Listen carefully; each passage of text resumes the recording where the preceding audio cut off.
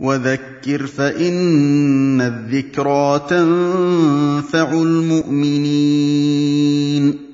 Quelqu'un a envoyé une lettre à l'imam Malik lui demandant la permission de polémiquer avec des innovateurs. L'imam Malik lui a interdit. Il lui a dit, il suffit que tu ramènes des mauvais arguments, même si tu es dans la vérité, et aux yeux des gens et aux yeux des innovateurs, ils vont croire qu'ils sont eux dans la vérité, car tu as ramené de mauvais arguments. Car c'est toi qui ne sais pas amener les bons arguments. Et il n'a autorisé de polémiquer qu'aux grands savants qui sont capables de les faire taire. Alors que c'était un savant qui lui a posé la question, c'est pas un ammi. Aujourd'hui on trouve tout le monde polémique sur tout.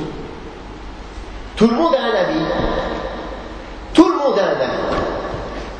L'éboueur il a un avis, le coiffeur il a un avis, des ignorants, des gens inconnus, ils ont un avis. Tout le monde a un avis sur l'islam. Encore plus depuis qu'il y a les réseaux sociaux. Twitter ou la Facebook ou la je ne sais quoi. Tout le monde a un avis. Tiens, tu as ouvert un compte Twitter. Suis les paroles des ulama et tais-toi. Transmets les paroles des ulama, c'est tout. Tu es obligé de faire un charh, une explication, un ta'liq. Tais-toi. Car tout ce que tu écris, Allah va te demander des comptes. Est-ce que la personne a le droit de parler sans science? Et ça, c'est un malheur aujourd'hui. Car les gens se sentent tout puissants derrière leur ordinateur, derrière leur écran téléphone.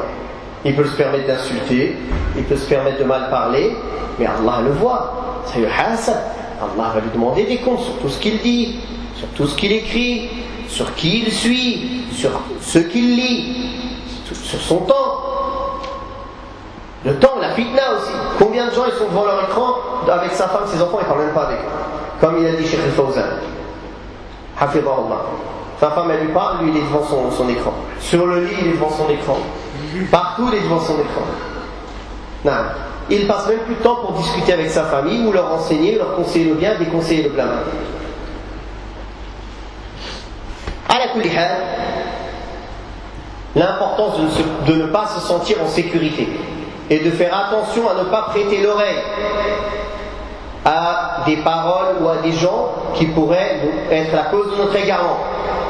Ne te dis pas, je suis capable moi de faire la différence. J'écoute tous les arguments et moi je vais trancher de moi-même. Tu es qui? Quel outil tu as pour trancher? Tu n'as aucun outil pour pouvoir trancher, pour pouvoir reconnaître la vérité du fond. La seule chose qu'Allah t'a demandé, c'est de savoir de qui tu prends ta religion. Cherche les gens de confiance dans leur religion, dans leur intégrité, dans leur science, chez qui tu peux apprendre ta religion ou demander, et demande-leur. Tu n'es pas responsable du reste, de toi-même faire tes propres recherches. Tu es capable de quoi? Que la personne doit connaître sa valeur. Est-ce qu'on veut s'égarer? Combien on reçoit de messages, des mails, des téléphones? J'ai lu tel livre, il dit ça. Comment vous pouvez me répondre? La personne, elle vient, elle se coupe de partout, elle dit après soignez-moi. Elle rend des poisons en elle-même, après elle dit enlevez-moi le poison.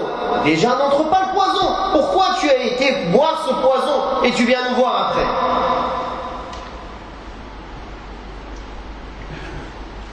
Ça, c'est une preuve que nous n'avons pas d'importance pour notre religion. Que pour nous, c'est le dernier des soucis. Est-ce que ton corps, tu le mets dans les mains de n'importe qui? Si tu as une maladie grave, tu mets tes mains dans les mains de n'importe qui, ton corps, pour qu'il fasse une opération à cœur ouvert sur toi, ton corps qui va pourrir, qui va devenir de la terre, et ton capital, ta religion, tu les mets dans les mains de n'importe qui. Des inconnus, des sites internet, on ne sait pas c'est qui derrière. C'est pas parce qu'il y a écrit Salafi, ça y est, c'est bien. Il faut voir c'est qui derrière. C'est un talib ilm qui tient ce site.